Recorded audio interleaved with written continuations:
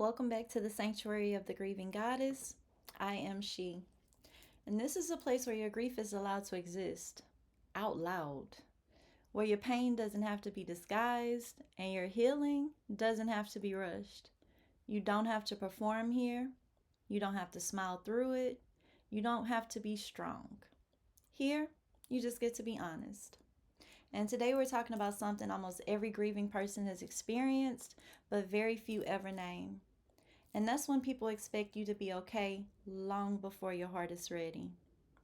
Because there's a moment in every grief journey when the world stops seeing your pain, even though it's still your entire reality.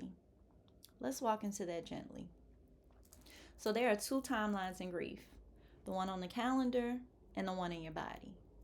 The world moves by days and months, grief moves by memories and triggers. People think it's been a few months or it's been a year. Shouldn't you be okay by now? As if time alone is the healer. As if grief has an expiration date. As if the depth of your love is measured by a timeline. Here's the truth: time passing is not the same as healing. Healing is not measured by weeks, it's measured by moments when your heart breaks and you learn to breathe again. And nobody can schedule that for you. No one prepares you for the moment when the world simply moves on while you are still shattered on the floor. The world didn't stop when your loved one died. Bills still came, work still called, people around you still laughed, holidays still happened. Life continued like yours didn't end. People around you go back to their routines. You don't even have a routine anymore. Because everything you did, from cooking dinner to answering your phone to planning your future, was tied to a person who's no longer here. So when people look at you, they see that time has passed, but they don't realize that every day since the loss, you've kind of been reliving the same day. It's still the day that everything changed. Most people don't rush you because they don't care. They rush you because they're uncomfortable.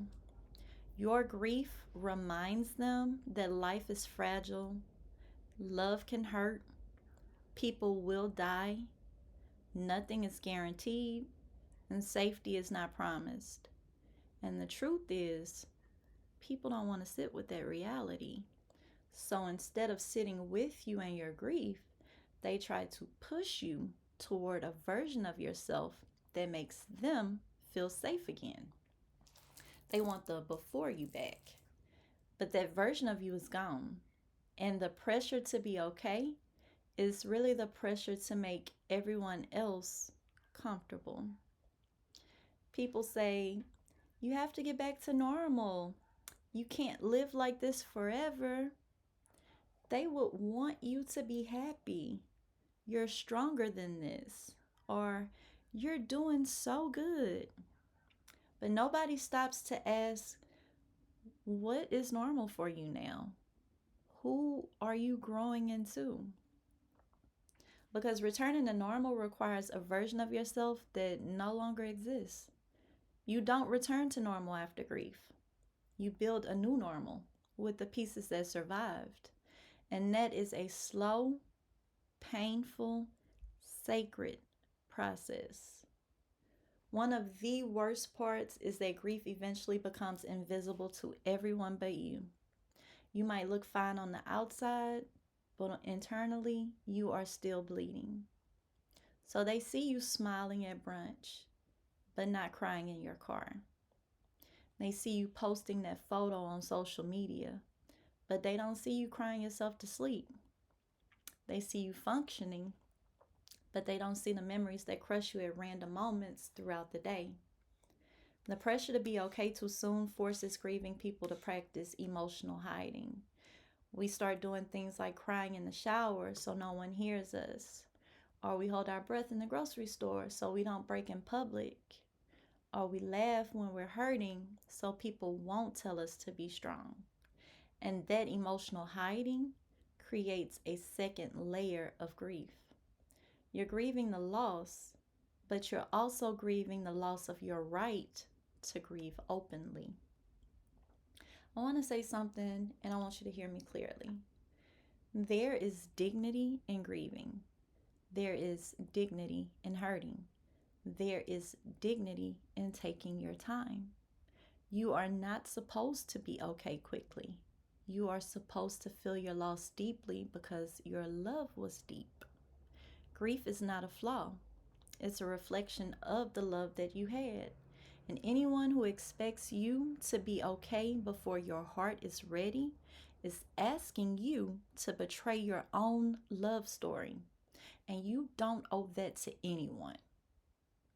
When I lost my boys, the world expected me to rise before I even had the strength to stand. People would come to me with their requests like, come on, get out of the house. Come on, let's go do this. You need to be around people. You need to stay busy. It's been months. But grief was the only thing that I was capable of doing well at that time. I didn't need any distractions from it. I needed permission to feel it, permission to fall apart, permission to say I'm not okay, permission to mourn my children without feeling like I was a burden to anyone. And I wish someone had held that space for me without trying to fix me. I keep that in mind for when I encounter people who are grieving. I wish someone had told me, you don't owe anyone a timeline, or take your time, or your grief is valid, or I'm here and you don't have to do anything. We can sit in silence. You don't have to perform strength here. You don't have to be okay for me to love you, because that's what grieving hearts need. Not pressure, not a deadline, not a finish line, just support. And the truth is this: people expect you to be okay long before your heart is healed because they don't understand that grief isn't just sadness. It's also identity loss, it's worldview loss, it's future loss, it's memory loss, and it's love with nowhere to go. And you don't move on from love, you just learn how to carry it differently. I want to take a moment and read the compassion insight from chapter 3 of the Foundations of Grief workbook. One of the hardest parts of grief is how quickly people expect you to be okay. Their timelines rarely match your reality, and their discomfort with your sadness can turn into pressure you never asked for. But this isn't a reflection of your healing, it's a reflection of their limits. Most people don't understand that grief has no finish line. They treat it like something you should get over, not something you're learning to live with. They want you to feel better so they can feel comfortable again. But your healing is not on their timeline. You are not grieving too long. You are grieving at the pace your heart requires. Understanding this helps soften the sting of people pulling away, checking out, or urging you to move on. Their reaction is about their lack of emotional language, not your lack of progress. This insight gives you permission to release their expectations and honor your own, to stop performing okayness, to stop rushing your heart back into a life that changed forever. Your grief is valid for as long as it lives in you. You get to heal slowly, fully, honestly, and without apology. So, I want to stop here and ask you, how will you allow someone else to heal in their own timing when it's your turn to support them? And of course, you don't have to answer that right now. Please sit with it, let it move through you, and respond when your heart is ready. Each episode, we reflect this way so we can understand grief within ourselves and learn to hold space for people who will come to us one day with their own broken hearts. The Foundations of Grief Season 1 workbook is not homework. It's a companion. It's a place for your truth when your voice shakes.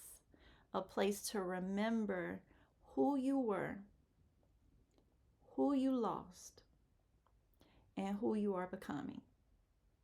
If you need a place to process gently, the link is in the bio and also in the description.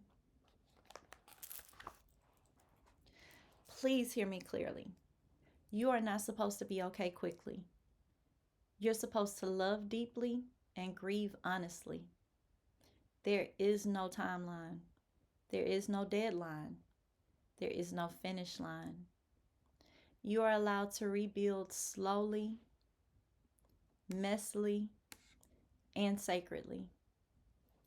In the next episode, we're talking about parenting while grieving, what it means to hold space for children while your heart is breaking, how grief changes motherhood or fatherhood, and the weight of trying to stay present when a part of you is still in the past.